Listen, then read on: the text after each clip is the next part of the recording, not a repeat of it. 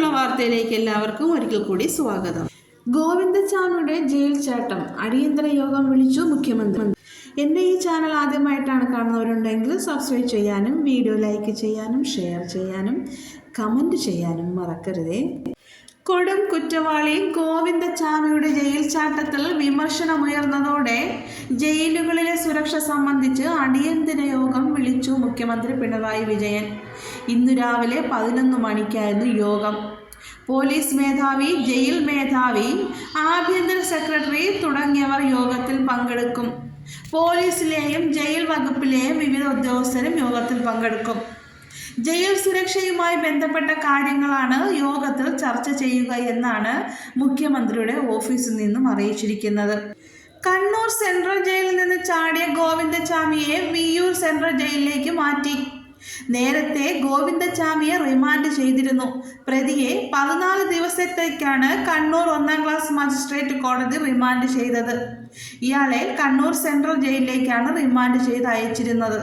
ഷൊർണൂരിൽ സൗമ്യ എന്ന 23-കാരിയെ ട്രെയിനിൽ നിന്നും തള്ളിയിട്ട് ബലാത്സംഗം ചെയ്തു കൊന്ന ഗോവിന്ദച്ചാമി കണ്ണൂർ ജയിലിൽ ജീവപര്യന്തം ശിക്ഷ അനുഭവിക്കുകയായിരുന്നു. ഇന്നലെ പുലർച്ചെ 1:15-നാണ് ഇയാൾ ജയിൽ ചാടിയത്. എന്നാൽ ജയിൽ ഉദ്യോഗസ്ഥർ വിവരമറിഞ്ഞത് വളരെ വൈകിയാണ്. നാടകീയ രംഗങ്ങൾക്കൊടുവിൽ കണ്ണൂർ നഗരത്തിലെ തളാപ്പിലെ ഒരു ഒഴിഞ്ഞ പ്രദേശത്തെ കിണറ്റിൽ നിന്നാണ് ഗോവിന്ദച്ചാമിയെ പിടികൂടിയത്. കിണറിൽ ഇയാൾ ഒളിച്ചിരിക്കുകയായിരുന്നു. ഇയാൾക്കെതിരെയുള്ള നാട്ടുകാരുടെ ആക്രമണം ഒഴിവാക്കാൻ പോലീസ് പ്രത്യേകം ശ്രദ്ധിച്ചിരുന്നു. അതിനാൽ പ്രതി പിടിയിലായത് ആദ്യം സ്ഥിരീകരിച്ചിരുന്നില്ല. കറുത്ത ഷർട്ടും ധരിച്ച ഒരാളെ കണ്ടെന്ന മൊഴിയുടെ അടിസ്ഥാനത്തിൽ നടത്തിയ തിരച്ചിലാണ് ഇയാളെ കണ്ടെത്തിയത്. DCC ഓഫീസ് പ്രവർത്തിക്കുന്ന തളാപ്പ് ഭാഗത്ത് നിന്നാണ് ഇയാളെ പിടികൂടിയത്. തിരച്ചിലിനായി എത്തിച്ച പോലീസ് നായയും ഇതേ ഭാഗത്തേക്കാണ് നീങ്ങിയത്. രാവിലെ 9 മണിക്ക് ഇത് സംബന്ധിച്ച് പോലീസിന് വിവരം ലഭിച്ചിരുന്നു.